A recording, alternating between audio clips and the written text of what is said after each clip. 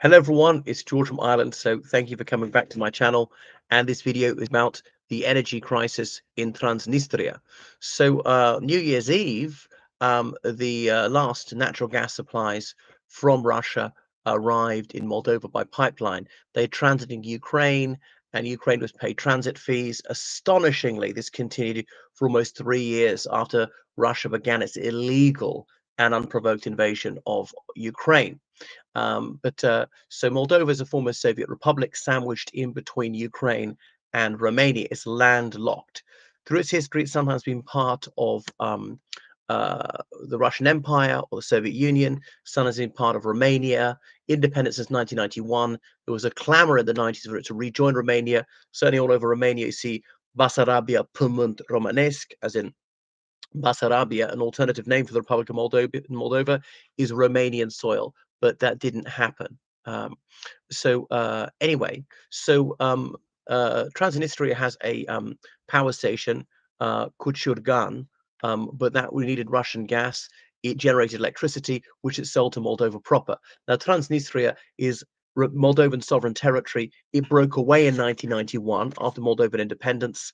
There was a brief civil war in which Russian troops participated to fight against Moldova, and then unofficially Transnistria became independent, not recognized by any other sovereign state. And so to this day, the Moldovan government's got no control over Transnistria. They're mostly Moldovan citizens in Transnistria simply because Transnistrian passports aren't recognized. They can't travel. It's a thin strip of land in between the river Nistria and the Ukrainian border.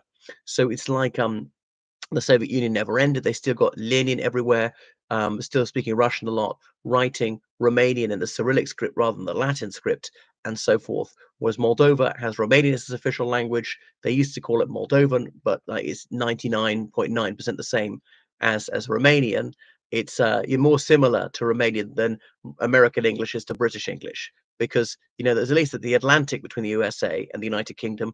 There's no distance at all between the Republic of Moldova and Romania. Indeed, Romania's northeast province is also called Moldova, which is why they often say the Republic of Moldova to make it clear what we're talking about. So Russian troops have been illegally occupying Moldova since 1991, claiming they're peacekeepers. They're not. They were participants in the conflict, and peacekeepers are sent by the United Nations, not by a belligerent. Tons of Soviet-era weapons there, 1,500 of them.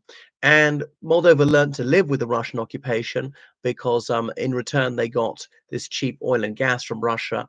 Remember, Moldova was the poorest country in Europe until the Ukrainian war began.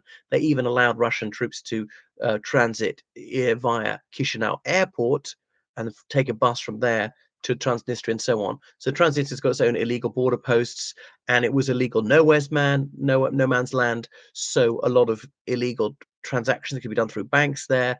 The Moldovan government's writ didn't run there, but theoretically things were done in Moldova. A lot of black marketeering and so on. Putin liked that. But anyway, so they've been cut off. Now, Moldova, the major portion of Moldova has successfully negotiated other sources of energy, particularly from Romania, connect to the Romanian electric grid. And these days, Romania accepts that Moldova remain independent, and there will just be sister nations. The absorption of the Republic of Moldova and Romania, that's no longer an ambition of many people. And Moldova, remember, aspires to European Union membership, led by President Maia Sandu, re-elected last year, who's this Harvard-educated Westernizer. Anyway, but not aspiring to join NATO. But why does the Moldovan army not simply retake its sovereign soil in Transnistria? Because those Russian troops are cut off so far. Well, Moldova is small; it's not a wealthy country. It's only got an army of about 7,000 soldiers, whereas Transnistria has got its own illegal army of about 7,000. So it would put up quite a fight. But this lack of energy for Transnistria is serious. They're rolling blackouts. They're prioritizing hospitals and so on. This could hit the most vulnerable, the hardest, infants, the elderly, things like that. They said about have a month of gas left in midwinter. Are they going to freeze? Of course, they could have all the energy they want if they rejoin Moldova. but perhaps it's wrong to be using this energy weapon. I mean, the Moldovans could say, we didn't cut off electricity or gas to them, Russia cut off gas to them, or Ukraine cut off gas to them, and so on. Are you going to supply them with electricity? I suppose Moldova sees it as a golden opportunity to bring Transnistria to heel. And by the way, people in Transnistria, they're allowed to go to Moldova proper anytime. Most of them are Moldovan citizens. Sometimes they're also Ukrainian citizens or Russian citizens, even Romanian citizens. Romania offers citizenship to all Moldovan citizens, just automatically. Many Moldovans are taking it, not because they want to live in Romania usually, but to move further west to the more prosperous countries, because Romanian citizenship is European citizenship. And they want to go to affluent Western European countries to make more money. Italy, France, Germany, the Netherlands, Sweden. In the old days, the United Kingdom, obviously after Brexit, is no longer so easy to go.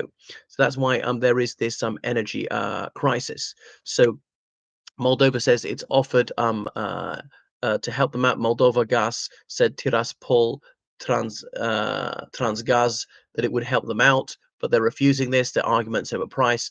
Tiraspol being the capital of the illegal breakaway statelet and so on. So the humanitarian situation may get serious. Would Putin be able to exploit this for propaganda purposes? And obviously Russian disinformation is already being disseminated, saying that President Sandu is hysterical and so on. This is very cruel. People are dying of it already. There's also the Shor party, led by a gangster called Ilan Shor, who's part of stealing billions of dollars from Moldova's banks, the biggest single defalcation proportionally in any country's history. He's an Israeli, born Israeli to Moldovan parents. He's now in Moscow, got Russian citizenship, and so on. And that's the kind of gangster that Putin is behind, despite Putin being very, very supposedly of law and order. So Russia says that Sandu is preparing to retake Transnistria by force. I'm not sure that that's true, because obviously she'd legally be entitled to do so, but doesn't want to up the ante. There's a significant minority of people, even in Moldova proper, who are pro-Moscow, who would say, let's never join the European Union, be more sympathetic to them, particularly older people, less educated people, people in the countryside. Indeed, people actually live in Moldova itself, because Moldovan citizens abroad are entitled to vote. And those who live outside of Moldova, they break very heavily into the pro-EU camp, tending to vote for Miss Sandu. Remember, the Socialist Party in Moldova, that leans towards Russia. So how is it going to play out? It'd be wonderful for Moldova if Transnistria would come back to them. 1,500 Russian soldiers surrender, all that material given to Ukraine, but there might be some sort of deal that they'll be evacuated, they'll be allowed to fly to maybe Belarus first of all, and then on to Russia. Russia would lose its foothold. It likes to keep its neighbors off balance. They're to the east of Ukraine. Remember that border with Ukraine was between Transnistria and Ukraine was shut by the Ukrainians at the beginning of this war. So there's 1,500 Russian soldiers. They've not had a rotation in 3 years, and like more than that in some cases. So they're stuck. They're not seeing their families. They might be a little bit demoralized. Could Moldova persuade the Transnistrians to turn against the Russian troops? We shall see.